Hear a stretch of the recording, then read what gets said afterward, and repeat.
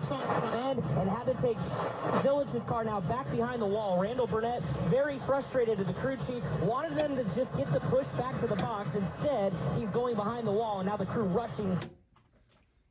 So you called my name when I was a man.